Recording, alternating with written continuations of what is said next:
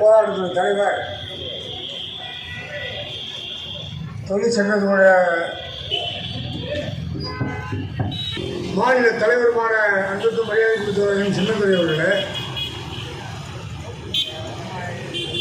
போராட்டத்தில் பல்வேறு விவரங்களை பேசுவதற்காக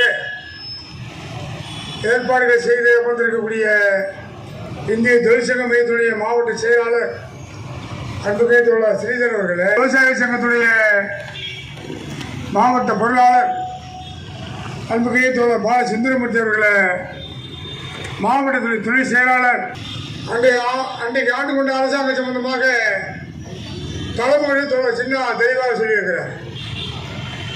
அன்றைக்கு ஏற்பட்ட முதல் நெருக்கடி தான் கடுமையான நெருக்கடி. அவசர கால சட்டங்கள் இதையெல்லாம் நாம் எதிர்த்து போராட வேண்டிய அவசியம் எப்போ ஏற்பட்டது? 1982ஆம் ஆண்டு ஜனவரி 19 தீர்மானித்து தொழிற்சங்கங்கள் தான் அறிவித்து இந்த போராட்டத்தை நாடு முழுவதும் பந்து, ஹர்த்தால், கடையடைப்பு. அனைத்து வியாபாரிகளும் நாம் சொல்லுகிற போது சொல்லுகிற நியாயம்தான் என்று கடையை அடித்து எதிர்ப்பு தெரிவித்தார்கள். இன்று வரை அடுத்த மாதம் 12ஆம் தேதி மீண்டும் ஒரு ஹர்த்தால், அதுக்கான கூட்டம் நடந்தது. அது தொடர்ந்து 30-40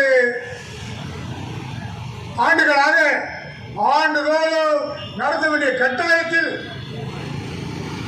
இந்த இந்திய நாட்டு மக்களை தள்ளப்பட்ட அந்த நேரத்தில் தான் தமிழ்நாட்டில் முதலமைச்சராக எம்.ஜி. ராமச்சந்திரன் இருந்தார்.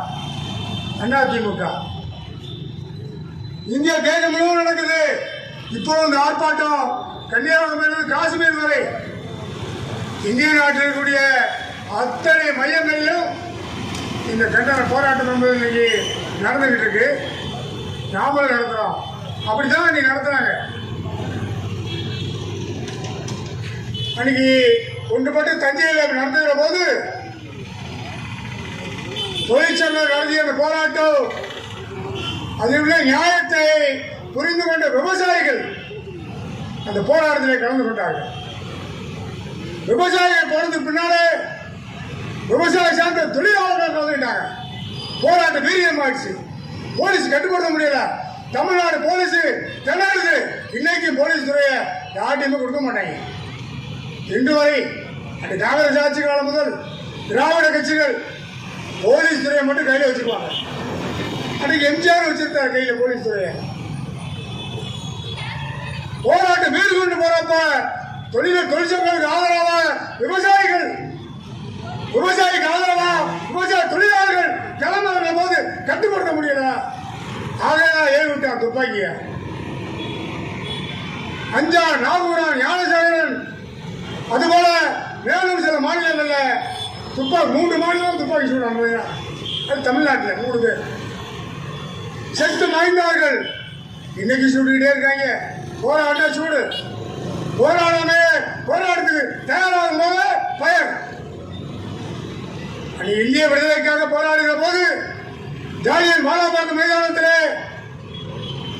இந்திய நாட்டில் முதல் டாக்டர் பட்டம் பெற்ற கிச்சலு, அவர் தான் முதல் டாக்டர் பட்டம் பெற்றவர்.